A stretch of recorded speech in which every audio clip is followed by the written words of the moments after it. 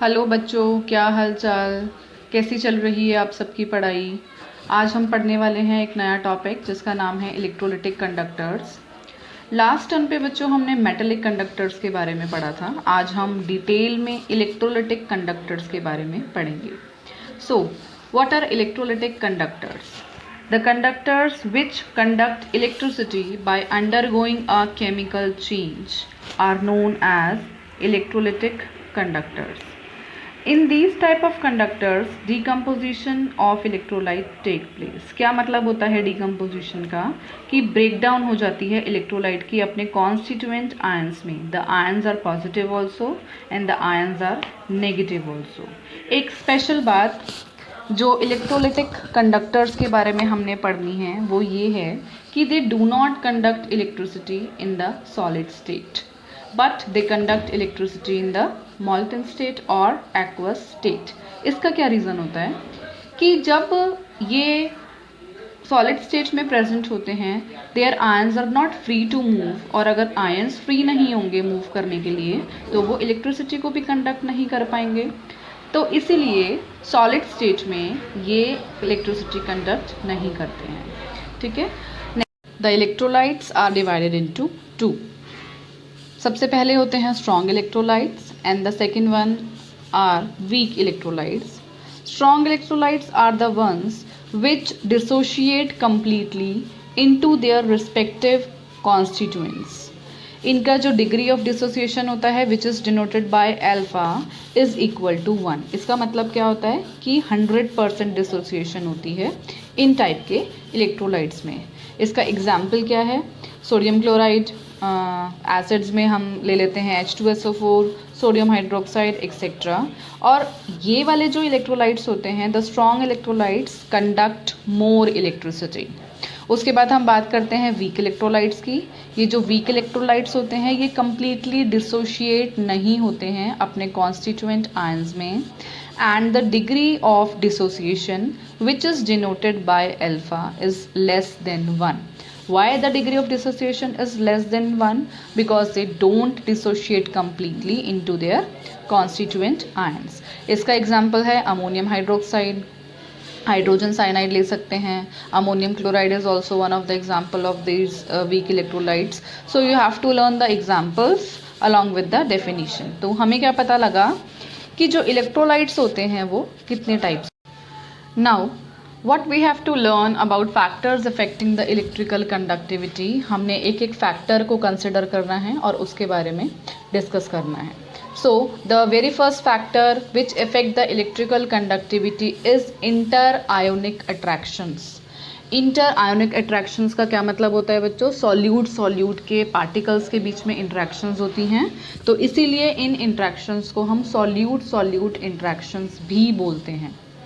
अब अगर सॉल्यूट के आयंस या फिर हम कह सकते हैं कि फोर्सेस ऑफ अट्रैक्शन सॉल्यूट के आयंस के बीच में बहुत ज़्यादा होंगी तो जो आयंस होंगे वो बाउंड हो जाएंगे स्ट्रांगली और वो मूव नहीं कर पाएंगे, और अगर वो मूव नहीं कर पाएंगे तो there will be less conduction. So more the solute interaction less will be the conductivity. जितनी ज़्यादा सॉल्यूट के पार्टिकल्स के बीच में इंटरैक्शन होगी उतनी ही कम उसकी कंडक्टिविटी होगी। द नेक्स्ट फैक्टर है solvation of ions. Solvation of ions को हम सॉल्यूट सॉल्वेंट इंटरैक्शंस भी बोलते हैं। It is the interaction between the particles of solute and solvent. So if there will be more forces of attractions there will be less dissociation, और जो ions हैं उनकी mobility less होगी। अगर ions की मोबिलिटी लेस है तो there will be less conductivity. ठीक है। अगर आयंस ही मूविंग फेज में नहीं आएंगे तो कंडक्टिविटी भी उसकी कम ही होगी। So more the solute solvent interactions less is the conductivity of the next factor is temperature. On increasing the temperature, the conductivity also increases. What is the effect of temperature basically? जो ions के बीच में forces of attractions होती हैं temperature increase होने पे वो weaken हो जाती हैं या कम हो जाती हैं। अगर फोर्सेस ऑफ अट्रैक्शंस कम हो जाएंगी तो ions will be loosely held and they will start conducting. So as the temperature will be increased, so as the conductivity. The next factor is nature of electrolyte. Nature of electrolyte is actually the difference between strong and weak electrolytes.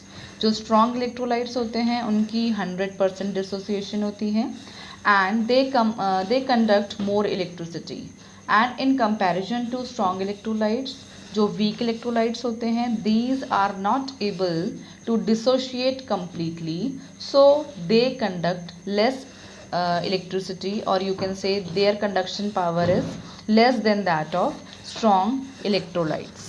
The next factor is nature of solvent. If the solvent are polar in nature, more ionization of solute will take place, and if there will be more ionization, there will be more conductivity. तो आपको क्या याद रखना है कि अगर solvent का nature polar है, अगर वो पोलर है अप नेचर में, तो उसकी ज़्यादा आयनाइजेशन होगी, ज़्यादा आयंस प्रोड्यूस होंगे सॉल्यूट के, और अगर सॉल्यूट के ज़्यादा आयंस प्रोड्यूस होंगे तो ऑब्वियसली उसकी कंडक्टिविटी भी डिपेंड करेगी उसके आयंस के प्रोडक्शन पे, hence it will be more. Factor is size of the ions produced on solvation. इसमें आपको क्या याद रखना है स्टूडेंट्स कि जितना बड़ा साइज होगा आयन का, larger the size of the ion less is it's mobility, वो उतना ही मूव नहीं कर पाएगा and hence less will be its conductivity, and vice versa. You can say smaller the size of the ion, more will be its mobility, and more will be its conductivity. The next factor and the last factor is concentration of electrolytic solution. If the concentration is more, conductivity will be less. आप क्या कह सकते हैं कि जो conductivity होती है वो इंक्रीज करती है with dilution. The conductivity increases with dilution because the ions get more space to move, and more the ions will move, more will be its conductivity. So these were the factors जिसके ऊपर electrolytic conductance depend कर रहा था. You have to just note it down in your note and learn the same.